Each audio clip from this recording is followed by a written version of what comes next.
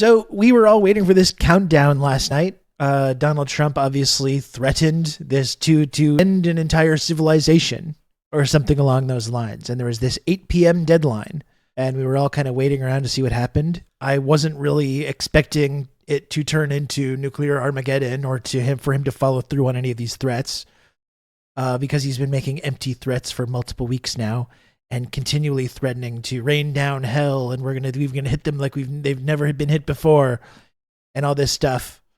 And when someone continually makes empty threats, as we've discussed, eventually you start to believe that they're just blowing a bunch of hot air. Would you believe me if I told you someone made a $950 million bet on oil going down just before the announcement? I would absolutely believe that. Yes.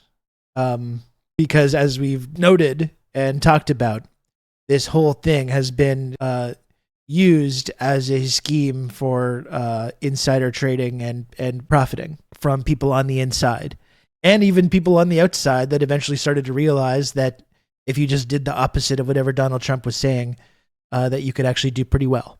So, it could be insider trading, it could be corruption, or it could have just been someone that has basic pattern recognition.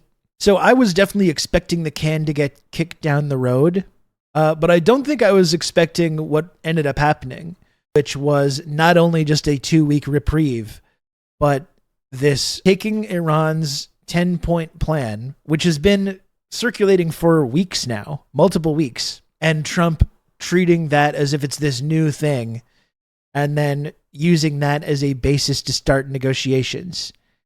And if you look at this 10-point plan that they've agreed to in principle, and we're going to talk about how that's completely under threat already and that Israel's making it almost impossible. This is the big question right now. I don't want to make any declarative statements about what's happening because it could be blown up at any time. And Lebanon is a big piece of that.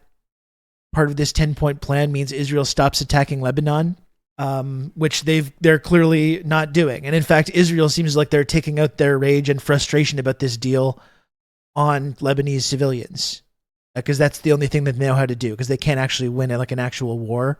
All they know is how to take out their impotent rage on civilians and kids. So that's exactly what Israel's doing right now. So who knows, maybe by the time we're finished talking about it today, this entire ceasefire is going to be blown up and we're going to be right back at square one. But I do think it's worth mentioning, though, that if this does hold and they do agree with this 10-point plan as a kind of framework, it does represent like one of the most humiliating defeats in United States military history. And that was something that, regardless of like how fraught it is, and regardless of how, we don't know what's going to happen, that was something that I was blown away by last night. Just the bravery and heroism of the Iranian people. It was just really inspiring.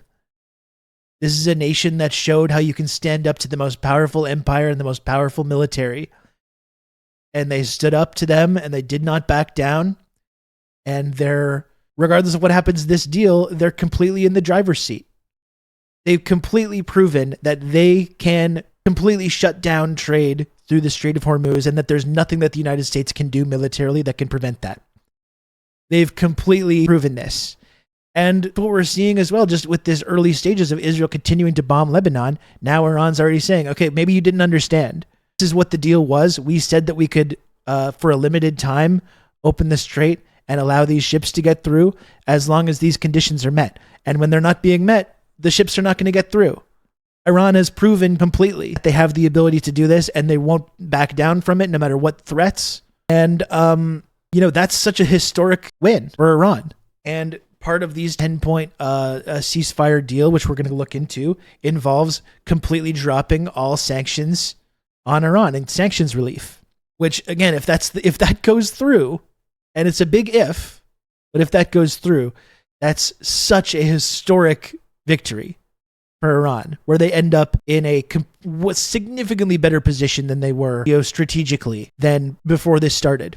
And regardless of what happens, they are in a better position. That's completely locked in. They control the strait. The strait was open. They repeatedly threatened that it would be closed if they were attacked. They were attacked, and now they've fully committed to just controlling the strait. So even in this situation that they are able to reopen the strait, but are going to be charging significant tolls for ships going through the strait. That's going to be such a financial boon to Iran, even if they don't get sanctions relief, that whatever they're going to make now from the continuing usage of the strait is going to completely eclipse whatever sanctions, whatever financial limitations these sanctions are putting in. The only thing that gives me hope is that MAGA is 100% behind Trump no matter what happens. If Trump says, we won, even with this complete and clear defeat treaty that they will sign, MAGA will be like, yeah, we won. They won't make it a matter of pride. This is a first in history, U.S. defeated in conventional war, not guerrilla resistance.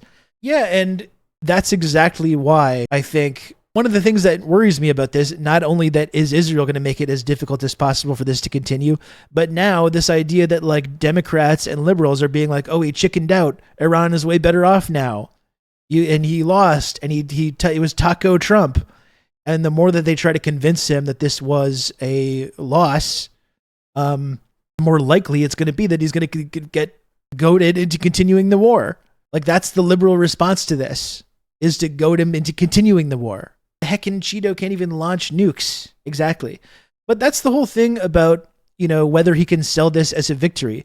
It's really amazing, because that's what all these threats were about. That's what this whole timeline was about. It was really a way for Trump to save face in a situation that it must have become clear to him that there was no real way out of. Again, I think we should all be saying, Trump, good job. You should give this man the Nobel Peace Prize. You did it, sir. You forced them to the table with your blustering threats.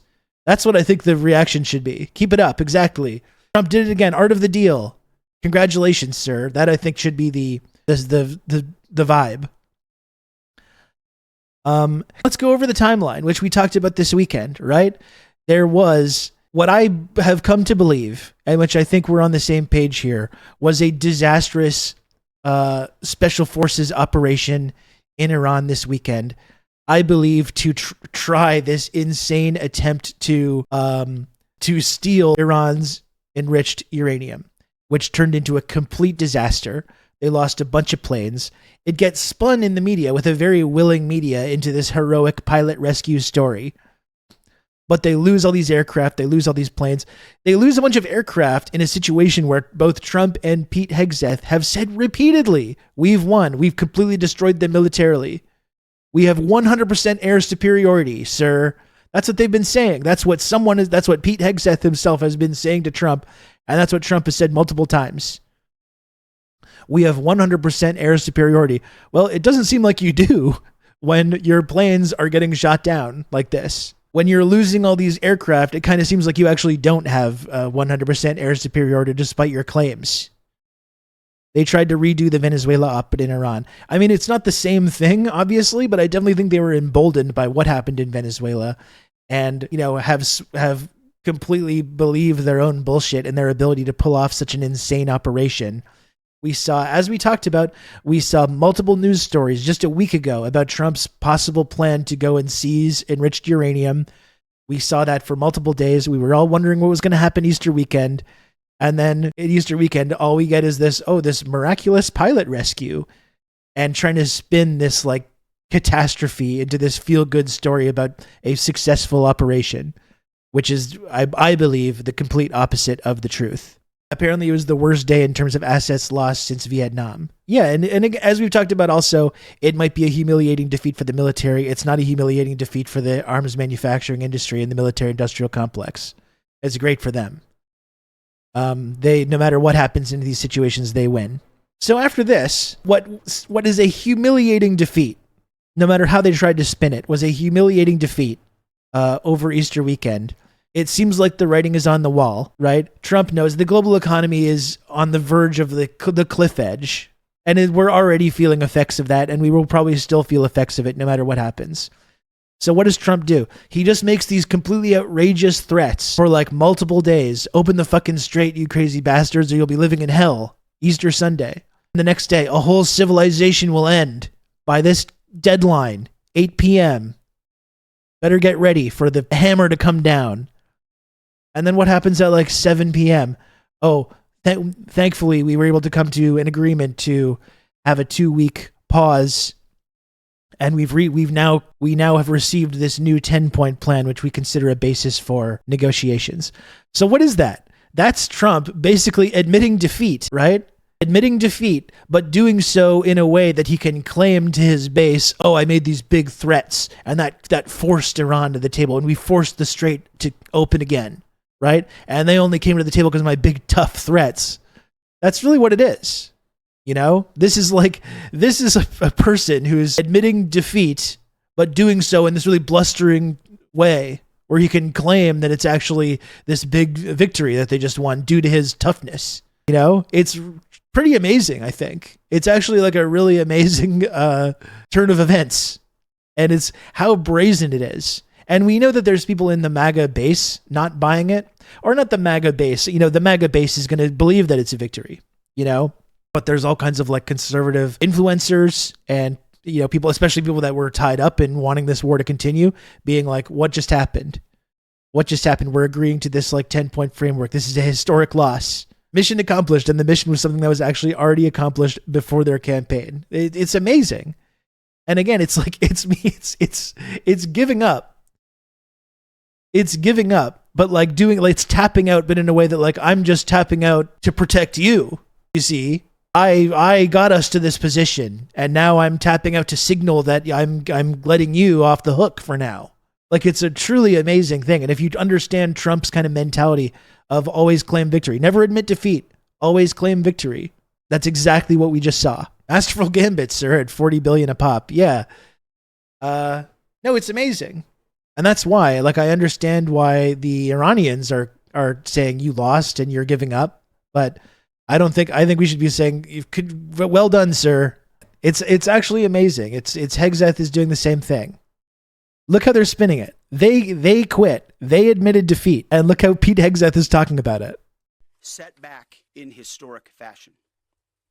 You see, had Iran refused our terms, the next targets would have been their power plants, their bridges, and oil and energy infrastructure. Targets they could not defend and could not realistically rebuild. It would have taken them decades, and we were locked and loaded. They couldn't defend against it.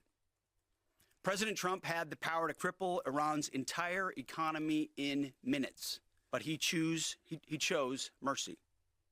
He spared those targets because Iran accepted the ceasefire under overwhelming pressure. The new Iranian regime understood that a deal was far better than the fate that awaited them. This new regime just happened to look at what happened to their predecessors. Their top leadership was systematically eliminated. The previous Iranian supreme leader, dead. The Supreme National Security Council secretary, dead. The Supreme Leader Office advisor, dead. The Supreme Leader Military Office chief, dead. The defense minister, no longer with us. The IRGC commander, dead. Forces General Staff commander, dead. And yet you still lost. The intelligence minister. That's quite impressive. Dead. The IRGC Navy commander, no longer here. The IRGC intel chief, dead. And you still lost. I skipped over a bunch, and I could go on and on and on. To include, they accepted our heroic and epic surrender. Disfigured. This new regime. And they keep saying new regime as well. That's another thing that they're selling. Regime change. It's amazing. It's a historic loss. It's a historic humiliation for America. And the way that they're trying to sell it as this great victory. It's truly amazing. It really does seem like, and like nothing would make me happier too, Hegseth might be the one gearing up to take the blame for this. We saw the New York Times piece yesterday that really did their best to shield the administration, including J.D. Vance, but Marco Rubio, a bunch of people were quoted in this New York Times piece being like, no, we didn't want anything to do with this. It was Israel. It was Benjamin Netanyahu that sold Trump on this, and we didn't want it. There's really this effort now from the people in the administration who are for sure leaking to the New York Times, trying to avoid all responsibility for this. And in that piece as well, it's like Pete Hegseth was the one that was the most gung-ho about it. And they're really trying to make Hegseth take the fall for this, and he probably will. And he probably will end up getting thrown under the bus by Donald Trump. This is from the Washington Post. Hegseth boastful claims about Iran war contradict reality, officials say. The defense secretary's portrayal of U.S. success in the conflict risks misinforming the public and the president, observers worry. The chaotic but successful rescue mission, successful, mission has become the clearest indication yet that Hegseth's repeated claims of air dominance come with serious caveats, and has reinforced concerns inside the Trump administration that his messaging about the war is overly optimistic and risks misinforming both the public and the president. Pete is not speaking truth to the president, one administration official said. As a result, the president is out there repeating misleading information. Though Hegseth has claimed for weeks that Iran has no air defenses and could do nothing about U.S. air incursions, Trump acknowledged during his White House news conference Monday that a shoulder-fired, heat-seeking missile downed the F-15 that left 2 U.S. airmen temporarily stranded deep inside Iranian territory. So a couple of big pieces coming out, including leaks from the administration, completely trying to make sure Hegseth takes the brunt of the blame for causing all this. So that's interesting. Another thing as well is that they're really trying to do damage control here. They're trying to do damage control, and they don't want any media promoting the idea that they lost. And you saw last night, Trump's already trying to go like threaten CNN with like legal consequences for posting a story that paints them in a bad light, that says like you're accepting Iran's plan, like this is a loss. So look, this is the piece in CNN that just says Iran claims victory, says it forced U.S. to accept 10-point plan. Iran says it has achieved a great victory and forced the United States to accept its 10-point plan, according to a statement from Iran's Supreme National Security Council report by Iranian state media. As part of the plan, the U.S. has in principle agreed to lift all primary and secondary sanctions against Iran and to withdraw U.S. combat forces from all bases in the region, the council said. It has also agreed to accept Iran's nuclear enrichment and recognize its continued control over the Strait of Hormuz, according to the council. Controlled passage through the waterway would be carried out in coordination with Iran's armed forces. And like, this is, whether you like it or not, this is the 10-point plan that Trump in his post yesterday said was the basis for this negotiation that they're going to go through. And this is just CNN saying this is how Iran has interpreted that. And then Trump says the alleged statement put out by CNN World News is a fraud, as CNN well knows. The false statement was linked to a fake news site from Nigeria, and of course immediately picked up by CNN and blared out as a legitimate headline. The official statement by Iran was just released and posted on Truth below. Authorities are looking to determine whether or not a crime was committed on the issuance of the fake CNN World statement, or was it a sick rogue player. CNN is being ordered to immediately withdraw this statement with full apologies for their, as usual, terrible reporting. Results of the investigation will be announced in the near future, President Donald J. Trump. And then when they posted the thing, it posts the Iranian 10-point plan. And this is how Iran was saying it. From Press TV. It wasn't from some fake news site. Press TV says from the Supreme National Security Council, Iran achieved historic victory by forcing criminal U.S. to accept its 10-point plan. U.S. has accepted Iran's control over Strait of Hormuz, enrichment right, removal of all sanctions. And yeah, I've heard talks that, oh no, actually the U.S. is going to ensure that any future ceasefire is going to include like non-nuclear enrichment and is taking all these things off the table. And that's going to be a non-starter. And that's what I think the main takeaway here is that, for all the worries, like, during last negotiations, the United States and Israel have used it to launch these surprise attacks. I think Iran knows the treacherous snakes that they're dealing with here. That seems pretty clear. The administration, or the regime, is led by people who are replacing their predecessors who were all murdered during these negotiations. I think they know exactly what they're dealing with. And they've proven that they can control the strait if need be, that if their security or their sovereignty is threatened, they can close the strait at any time.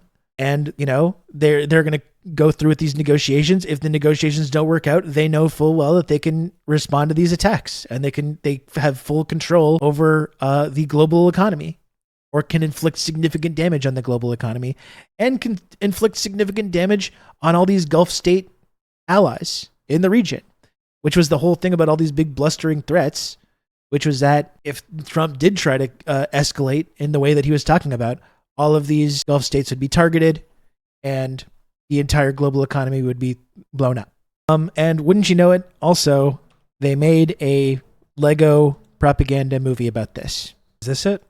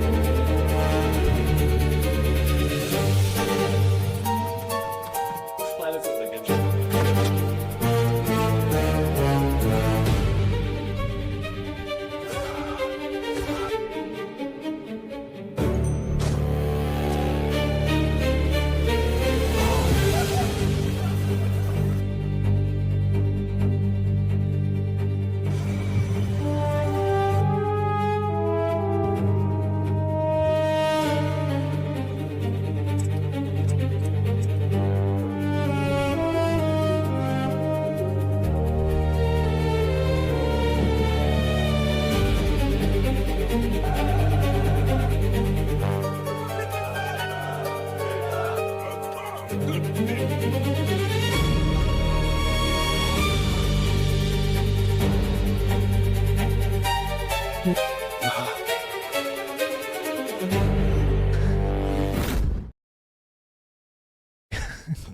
damn. Crazy. And again, we don't need to take everything that Iran says at face value. They've got their own agenda. They've got their own version of events they're trying to put out there. It is a war. We can keep that in mind.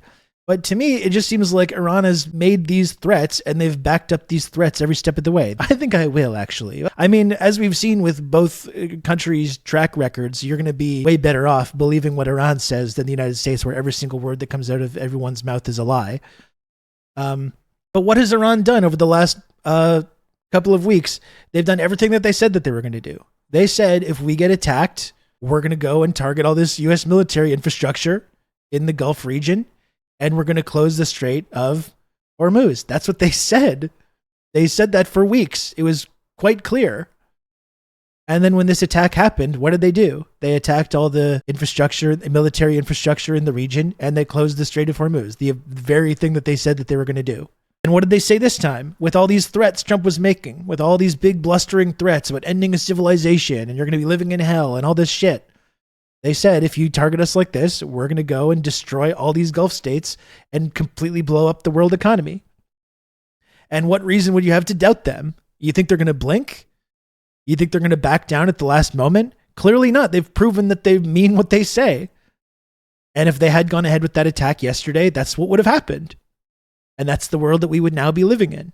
And that's why Trump was forced, by the bravery and heroism of the Iranian people, he was forced to back down, but because he's Trump and because it's America, they had to do so in a way that they could claim, no matter how preposterous it is, they could claim that it was their toughness and their big blustering threats and their strength that forced Iran to come to the table with their proposal that had already been circulating for multiple weeks. And again, if you're confused about whether or not this was a victory, you can just look at what Zionists are saying about it, and they're losing their minds, or they were last night. And like we saw today, they're taking out their anger and their frustration on Lebanese civilians, which may blow up this whole deal. I think people need to be getting in Trump's ear and being like, Israel is fucking this up. Israel brought you into this. It's completely damaged your legacy. It's damaged your base. And now they're trying to end your ceasefire deal that you brought around. Someone needs to get in Trump's ear and convince them of this. And here's something where I actually genuinely, honestly think Trump does deserve credit, because every single other American president that we've had in recent history would have, regardless of what the optics were or what the reality of the situation was, would have just continued and just gone into the quagmire and spent the next 10 years there rather than backing out. At least Trump has someone around him has the good sense to be like, we can't win. There's no way out of this. Our base is fracturing. The economy is going to tank. We got to get out now. And so, at least Trump, in his way, went along with this and recognized that there was an unwinnable situation. And in his weird, blustering way, is trying to claim that he forced this outcome, which is objectively a historic humiliation by America. When your general rep returns it to you and says, we can't pull it off, boss. We're going to get more than get our hair mussed, actually. And that's the thing for all the complaining. Oh, we've made Iran a regional power now. What are we doing? Well, that's too late. That ship has sailed now. That ship sailed the moment that they went through with this attack, and Iran proved that they could close the strait no matter what they did. Now that's the new situation. That's the new reality. Iran is a regional power, far more than they were previously. So you can continue to go into the sunk cost fallacy and continue bumping millions of dollars and billions of dollars and making more infrastructure and continually getting blown up. You can do that, or you can acknowledge what the reality is. Just go according to that. It's JD Pandan. And I don't think any of that is intentional. It's a fun thing to joke around about, but the result is the same. The result has extraordinarily diminished America's standing in the world and greatly increased Iran's regional powers. Anyway, if you want to know how Zionists are reacting to it, you can just look at some of their tweets from last night. The time has come. Instead of Israel and the U.S. eliminating the regime is bombing Israel. Dear Trump, what did you do all this for? Steve Barlow is saying the ceasefire is disappointing. At the end of the day, the people of the West have prioritized their own needs over the liberation of the people of Iran. The people of Iran actually seem like they're doing okay now, quite frankly. It's funny for Eve Barlow to still pretend that this was about liberating anyone when Donald Trump's out there threatening to do fucking mass murder and genocide. I don't know how I feel about this. This makes me sick. WTF, Trump just shared Arakchi's post that he accepted the regime's 10-point proposal. As a reminder, here's the 10-point proposal. 1. Permanent end to the war, no temporary ceasefire. 2. No future attacks on Iran, wants U.S. and Israeli guarantees. 3. No Israeli strikes on Hezbollah, including in Lebanon. And this is where we're getting hung up today. Lift all sanctions, full sanctions relief. End regional fighting, not just attacks on Iran. Reopen the Strait of Hormuz, Iran would end its blockade. Safe passage rules in Hormuz for ship movement. Charge about $2 million per ship transit fee instead of direct compensation. Split the fees with Oman, share proceeds, use Iran's share for reconstruction to rebuild damaged infrastructure. Yoav Kaufman says this, of course, will be seen as weakness by the entire Middle East. Absolutely. A ceasefire is a very bad idea for the future of the Iranian people, for Israel, and the USA, and basically the whole civilization. Once again, the Iranian people actually seem to be doing okay now. I don't like it at all. This is a weak move and a wrong move. Finish the job. Terminate the regime. All these like Zionists hoping that Americans are going to put their bodies on the line to destroy this regime and protect Israel. I don't give a fuck about the Strait of Hormuz. Iran has not conceded anything. No, they haven't. I'm so angry, dejected, and heartbroken right now. Fuck, says Spring in Iran with the Pavlovist flag. Trump instantly went from hero to zero. I'm disgusted. A fake ceasefire with terrorists while we're in shelters, missiles over our heads, while millions of innocent Iranians have lost hope. Millions of innocent Iranians have lost hope in Los Angeles. What good does a ceasefire do for anyone but Iran? I guess you shouldn't have gone ahead with the war then, I suppose. Donald Trump, fine, here's a ceasefire. Islamic Republic presses send on ballistic missiles to Israel. I gotta say, chat, when I was getting the news last night that the United States has agreed on this 10-point deal as a basis for negotiations, and then Tel Aviv was getting hammered by missiles, I was just like, the world's a pretty horrifying place sometimes. Sometimes, though, it's not so bad.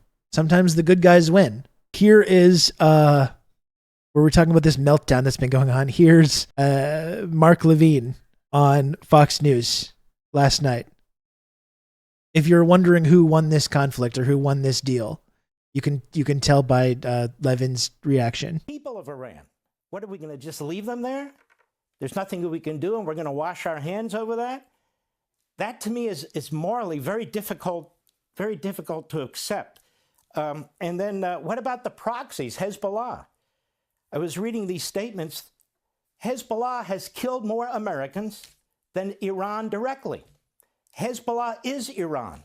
Hezbollah is firing missiles into Israel by the hundreds still. And here we have a ceasefire that they've already broken. And so, yes, the argument will be, well, they don't have control of this and control of that. Well, if they don't have control of this and control of that, how do we even enter into an agreement? There's a lot of complicated issues. He's having a tough time. Very tough, very sad state of affairs. Anyway, again, we don't know what's going to happen with any of this. We don't know how long this is going to last, but it's still worth celebrating. I think it was absolutely worth celebrating last night. And regardless of what happens, I think that's the main takeaway. Regardless of what happens with this ceasefire, and I really do hope that it does hold. I don't want the entire global economy to be wrecked, which is what's going to happen if they do continue to escalate. That is what's going to happen. I don't want that to happen. So I do hope that it does hold. But no matter what happens, though, Iran has proven that they can't be broken. Iran has proven that they can't be defeated. They fully control the strait. They've proven that they can cut off trade or severely impact the entire global economy and completely pinch close this vital trading route anytime that they want to. They've proven that decisively, and that no matter how much military power you have or missiles or whatever, it doesn't matter. They can't be defeated. And that was my takeaway, seeing this footage of these extraordinarily brave and inspirational Iranian people all banding together at these infrastructure points, outside power plants and outside bridges. You look at that and it's just like, you can't defeat these people. You cannot defeat this people. And try to imagine like Canadians or Americans doing that. If our infrastructure is being threatened, to go and put your body on the line and stand there exactly where the bombs are going to start falling. I like that Iran got in a last-minute bombing campaign on Israel during peace talks. They finally got a piece of their own medicine. Yeah. No, it's like they're supposed to be a ceasefire and they're still bombing. It's like, oh, is that a problem for you? I'm so sorry. My heart is bleeding. My heart is bleeding for all the Israelis that are going through this right now. This is what the Trump sycophants are saying. Iran now owns the Strait of Hormuz, and the U.S. is lifting all sanctions on Iran. Total American defeat. I don't usually want to give it up to Ian Miles Chong, but sometimes he gets it right. Too bad. Yeah. But as we've been talking about, despite the fact that Lebanon was part of this deal and that part of this 2-week reprieve meant that Israel would stop attacking Lebanon, obviously they have not stopped doing that. Yeah, so just today now, at least 254 people have been killed and 1,165 wounded by Israeli attacks across Lebanon today. So if there's if this ceasefire is going to hold or not, this is entirely what depends on it. Israel won't allow it to happen, clearly. And the question is, does Donald Trump realize that this country convinced him, according to what we've heard from people in the administration? And I don't want to let off the American national security establishment off the hook. I know there's plenty of people that have wanted war with Iran for a long time that have nothing to do with Israel.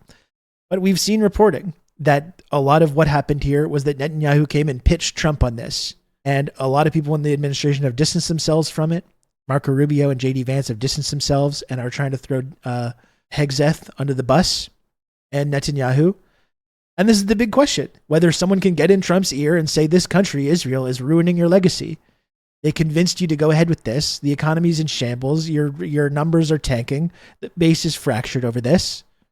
And now your ceasefire that you got through your big, tough threats is being threatened because of this country. In that 10-point deal that was put in place, attacks stopping on Lebanon was part of that. And this is what they're doing in Lebanon just today. They've already killed hundreds of people because, once again, this is all Israel knows how to do is drop bombs on civilians. And you wonder why Hezbollah exists in the first place. I can't believe people engage in this armed struggle when they should just be allowing Israel to just destroy their entire country. And to our point about Iran and how they've proven now that they can close the strait at any time, they're showing this already. They agreed to this reprieve and using this plan as a basis to negotiate. And they said that they would open the strait for a time to allow these ships through. And they're so far following through. Israel responds by bombing Lebanon, explicitly against what was in this deal. And now Iran has halted all oil tanker traffic through the Strait of Hormuz, following Israeli strikes on Lebanon, according to IRGC-linked Fars news agency. The pause comes after a brief reopening early in the day when 2 oil tankers were allowed to pass with Iranian approval following the ceasefire, the news agency reported.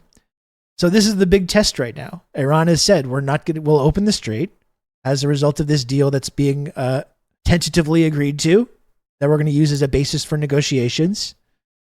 So we're going to open the strait like we agreed to. Israel bombs Lebanon, and they're saying, okay, well, I guess you weren't paying attention. It's now closed again. Trump on Truth Social at 4:13 a.m. Israel, you must stop the bombing of Lebanon. Apparently they weren't listening. Trump told PBS Lebanon not part of the ceasefire, despite the Pakistani PM announcement. Ms. Lander says, a few minutes after the Pentagon briefing wrapped, I spoke with President Trump briefly to ask about the latest with Iran. I asked about Lebanon still being hit, and if he'd seen that, yeah, they were not included in the deal. I asked why not, and if they should have been. POTUS, because of Hezbollah. They were not included in the deal. That'll get taken care of too. It's all right. I asked, are you okay with the Israelis continuing to hit them? POTUS, it's part of the deal. Everyone knows that. That's a separate skirmish, okay? You got to talk faster. And I think it's Marandi saying Trump is lying. Lebanon is included in the ceasefire. The Strait of Hormuz is now closed again, and the genocidal Zionist regime will be punished. And this was the post from Shehbaz Sharif. With the greatest humility, I'm pleased to announce that the Islamic Republic of Iran and the United States of America, along with their allies, have agreed to an immediate ceasefire everywhere, including Lebanon and elsewhere, effective immediately, regardless of what continues to happen. Iran has proven that they control the strait and they can close it off at any time. They agreed to open it. It's already been violated. Now it's closed again. And the United States has demonstrated that there's nothing that they can do militarily that can change that reality. And the amazing thing, which is something that we've been talking about now repeatedly for the last month, that this has been going on. But the really amazing thing is that Trump could have actually won this instead of what's turned into this historic, humiliating defeat, which has greatly increased Iran's geostrategic position here. But like, there was a deal on the table before they launched this attack where Iran was offering all kinds of concessions. They could have taken that deal, and Trump could have gone around saying, look what I did. I convinced them to take this humiliating deal. And he would have been not incorrect. They could have claimed victory then, and it would have been a victory. That's the really amazing thing about this, is that this is a defeat for the United States that was snatched from the jaws of victory. It was a much better deal than Obama got. So everything, as much as crazy as it was and as ridiculous as it was that Trump threw out the JCPOA, it would have still validated all of that. Like Trump literally had everything that he could have possibly wanted in the situation in his hands. And now it's gone. Now it's gone and it's never coming back. That's, I think, a truly incredible aspect of all this. Arakchi tweet from an hour ago says the Iran-US ceasefire terms are clear and explicit. The US must choose ceasefire or continued war via Israel. It cannot have both. The world sees the massacres in Lebanon. The ball is in the US court, and the world is watching whether it will act on its commitments. And this was from yesterday as well. This is where we're really going to see whether this is going to hold or not. Senior Trump administration officials tell Israel that the U.S. will firmly insist on the removal of Iran's nuclear material, no uranium enrichment, and elimination of the ballistic missile threat in the upcoming 2-week negotiations. Per Channel 12. So that's per Israel. That's what Israel is saying. These positions are the opposite of what Iran's Supreme National Security Council claimed earlier tonight that the U.S. had agreed to. So who knows what's real? Is that wishful thinking on the part of Israel? Possibly. But this will be a non-starter. Like, you can't make demands. You can't make all these blustering demands against a party that you're fighting that you've proven that you can't actually defeat and has been proven for the entire world. They're now in control. And I think that's the ultimate reality of this, no matter what happens with the ceasefire. Their position has been dramatically strengthened. Iran knows full well this absolutely might be some kind of just effort to have a brief pause to just attack them again. I think they're very prepared for that outcome, it seems like. And if they try to attack them again, it's going to be the same result. They have the leverage. They can turn the screw whenever they want going forward. And they've proved that decisively. I think that's the main takeaway here. Maybe by the time today's over, this whole thing will be moot. They aren't dumb. They know the U.S. will never agree to any of that, though. Well, that's the question, though. The U.S. has no fucking choice right now. They've put themselves in this unwinnable position. All the U.S. can choose to do is now continue to escalate and turn this into a quagmire and completely decimate global trade and the entire global economy. The U.S. is in this position now because they realize correctly that they need to get out of this situation. And look at the rats in the sinking ship of the administration that are all throwing each other under the bus and trying to be like, I had nothing to do with this. Yeah, and all of their military infrastructure in the region is destroyed. And they had this humiliating debacle this weekend when they tried to do this big special forces operation that ended in complete humiliation. That's why they're agreeing to a possible deal. Like, maybe they won't accept it. Maybe they will continue. And if that happens, then the strait's going to remain closed. We're going to continue to completely tank the global economy. And if they do escalate and continue to escalate, they can blow that up even more. They can blow up the entire global economy. It's important to remind ourselves just how deeply stupid the people we're talking about are. They can and have cut off their own arm to look cool. Basically, we can't underestimate that. Yeah, and that's why I was as surprised as anyone that they even did this, regardless of the fact that this is the absolute best outcome for them, is getting away now with just a small amount of dignity and this kind of dubious claim to victory. That's kind of why I assumed they would just continue to escalate until the entire world is fucked up.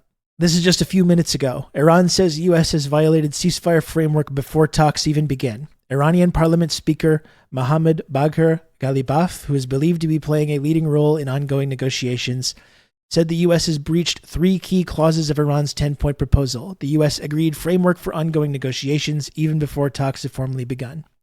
In a statement, Ghalibaf cited the violations. Failure to implement a ceasefire in Lebanon, which he said Pakistani Prime Minister Shehbaz Sharif had explicitly declared as an immediate ceasefire everywhere, including Lebanon and other regions, effective immediately. A drone intrusion into Iranian airspace, which he said was shot down over Lar, a city in Fars province in southern Iran, in violation of a clause prohibiting further airspace violations. U.S. denial of Iran's right to uranium enrichment. which Galibaf said was enshrined in the 6th clause of the framework. The very workable basis on which to negotiate has been openly and clearly violated, even before the negotiations began, Galibaf said. In such a situation, a bilateral ceasefire or negotiations is unreasonable. A source close to Galibaf explicitly reported on X that Iran has notified Washington of its intention to withdraw from the ceasefire if the U.S. and Israel fail to honor a ceasefire across all fronts and is awaiting Washington's response. So this is the moment where we're going to find out whether this is going to hold. And I agree. I agree with the skepticism that the United States is going to agree with it, even if it is the only plausible way out. I agree. Like, I hear the skepticism. Is it going to be possible with Israel just completely out of control over the last couple of years? Can you even compel Israel to stop this?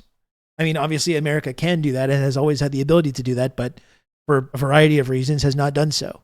Leave it also already declared Iran's demands as null and void earlier today. Well, if that's the case, then this is just going to continue and the strait's going to remain closed and the massive economic shocks are just going to continue.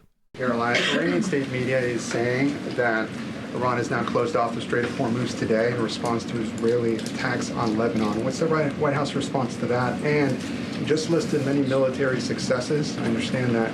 But strategically, how is the administration arguing that Iran does not have more economic leverage than it did before the start of the war? Sure. Well, with respect to the first reporting out of Iranian state media, the president was made aware of those reports before I came to the podium. That is completely unacceptable. And again, this is a case of what they're saying publicly is different privately. We have seen an uptick of traffic in the Strait today, and I will reiterate the president's expectation and demand that the Strait of Hormuz is reopened immediately, quickly, and safely. That is his expectation. It has been relayed to him privately that is what's taking place, and these reports publicly are false.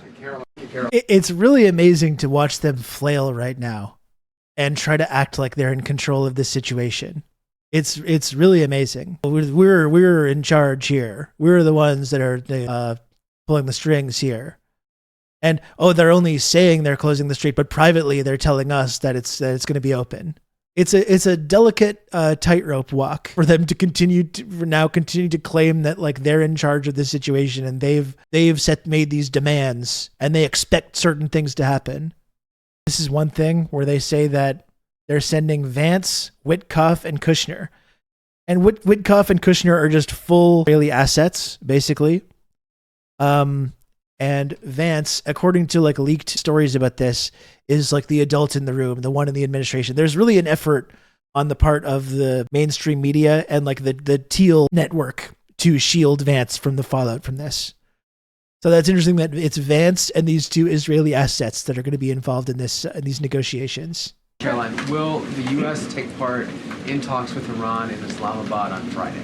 I can announce that the president is dispatching his negotiating team, led by the Vice President of the United States, J.D. Vance, Special Envoy Witkoff, and Mr. Kushner to Islamabad for talks this weekend. The first round of those talks will take place on Saturday morning local time, and we look forward to those in-person meetings. I don't think I've seen Vance in a Lego video, no. The White House posted the statement from the Iranian government that passage in the Strait will be coordinated with Iran's armed forces. As of today, who controls the Strait of Hormuz? Again, these statements were put out 12 hours ago. We expect that the Strait will be opened immediately. As I've said earlier, we have seen an uptick in traffic in the Strait, and it's something that we are monitoring minute by minute, hour by hour as the days go on. One on the deportations of Iranian. No answer. Because they can't tell the truth, because the truth is that Iran controls the Strait and will for the foreseeable future. Leaves the door open to sending in ground troops to seize Iran's enriched uranium. Yeah, why don't you try it again? They absolutely did try to do just this weekend and failed spectacularly.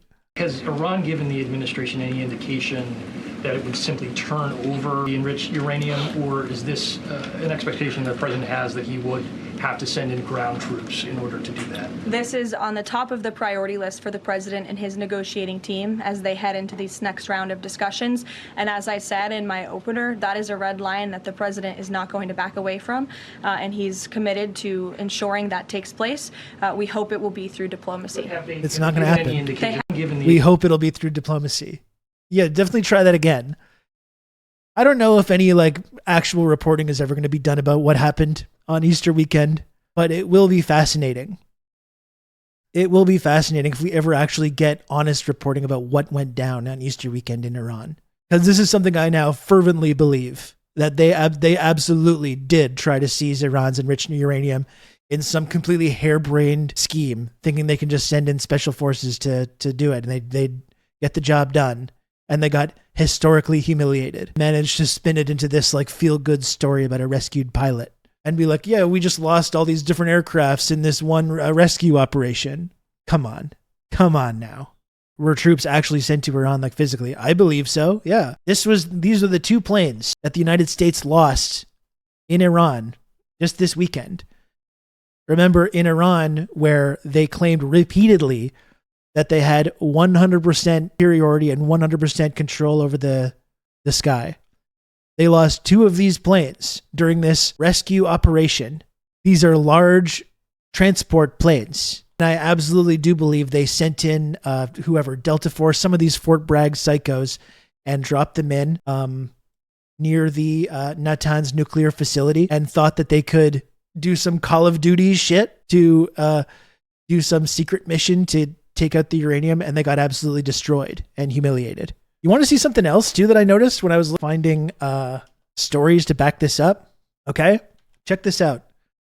This is from PBS. This is from 1 week ago, April 1st. April 1st, this story.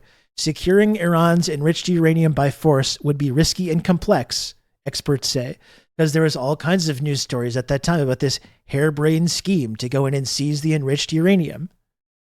There was multiple stories across multiple different news outlets about this very idea that apparently Trump had. And then just look at the image that they use in this piece. Left, a satellite image shows a historical view of the Natanz nuclear facility under construction in 2002.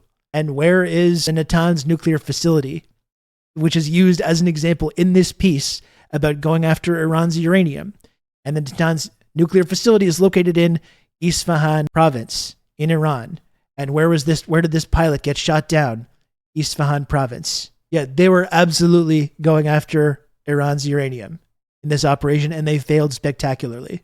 So it's hilarious to get these stories about, they're not ruling out sending in troops to take the uranium. They absolutely tried to do that, and they got humiliated. And it was a disastrous failure.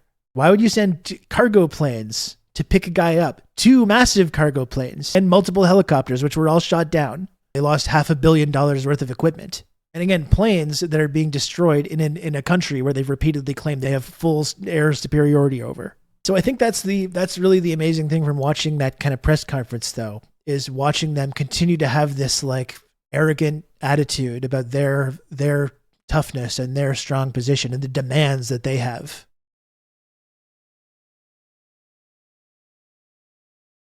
Despite the fact that it's Iran that's proven conclusively that they have the ability to take on this empire. When this gets released in 2090, we're all going to be laughing our asses off. I mean, this is just like when you're approaching things from the tanky mentality, you know what happened. You don't need to wait for the 50 years for it to be declassified. Just like on this very program, the day that the Nord Stream pipeline blew up, we knew within 30 seconds of what happened. We knew who was responsible. We know what happened. And we just had to sit there and watch this like multi-year process play out of all these big experts saying like, we're just not sure. Was it Putin sabotaging his own infrastructure? It's just a big mystery. And it's like, we know what happened. And I think this is one of those situations. Danny. Should the world not take his word seriously?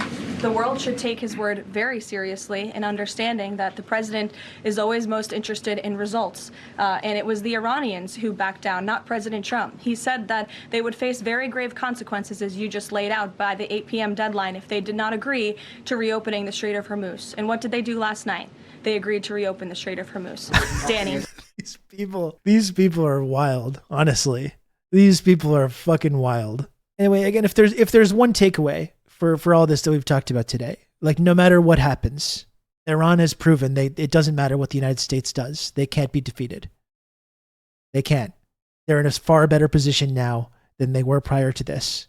And I do hope this ceasefire holds. I hope the global economy can be somewhat salvaged here. But But regardless, they're in control. They're in control of the strait, and they've proven that there's nothing America can do that can really change that.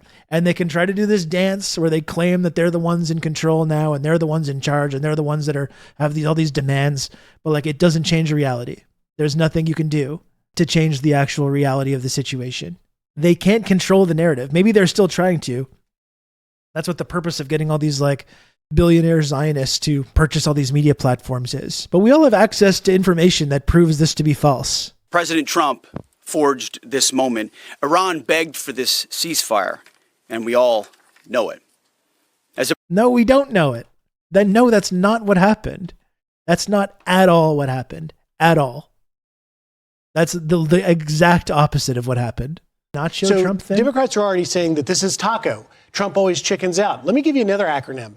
Nacho. Never avoids confronting hard obstacles. And that's Nacho. exactly what President Trump did. hungry. I made that up on my own. That's pretty good. Oh my fucking God, man. Listen, America's in good hands. America's in very good hands. They've got the adults in the room now ready to negotiate. Like JD Vance. Going in the right direction, but it's going to take a little time. The second thing Gollyboff said, which again I found fascinating, is he said, we refuse to give up the right to enrichment. And I thought to myself, you know what? My wife has the right to skydive, but she doesn't jump out of an airplane because she and I have an agreement that she's not going to do that because I don't want my wife jumping out of an airplane. We don't really concern ourselves with what they claim they have the right to do. We concern ourselves with what they actually do. And I think the president's been very clear on the enrichment question. Our position on that has not changed. No problem. America's in good hands. These negotiations should be a pushover. Great analogy, Mr. Vice President. They're going to cave completely. I mean, this is the big question right now. Like, are they going to cave? It's in the entire world's best interest if America does cave. And yes, it will be a historic defeat. Absolutely. It'll be a historic, humiliating defeat. But these are the options for America that are on the table right now. You admit defeat now, you get out now, try to move on with this new geopolitical framework that's now been enacted here. You try to get out now, or you say, no, we're America and we demand this and we demand that. And then you go right back to how things have been the last month. And just the entire global economy continues to suffer, and you just continually are unable to do the basic thing that you want to do, and just everything continues to get worse. These are the options that are on the table for America. You know, it didn't have to be this way. Like we talked about, they could have declared victory a while ago, and it would have been an actual victory. That's no longer an option now. So they'll either admit defeat now, and they'll do what they need to do to get out, or they'll just continue to make things worse. These are the two options.